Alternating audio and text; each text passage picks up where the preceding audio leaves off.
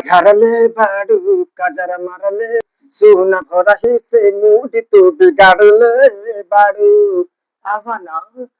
बहर झरले बाड़ू कहजर मरले बाड़ू सुन भरही से मूड तू बिगाड़ले बाड़ू धनी पहले से ज्यादा मन आज कराता अरे आज कराता रउर दिल हमारा दिलवा पाराज कराता राजा पायल उतार दो आवाज कराता पायल उतार दो आवाज कराता राजा पायल उतार दो काज देखनी हम कमर कमर मटका के कहे भगा तारो दिल से हमारा उठा हो चल से ज्यादा निकाल बाहू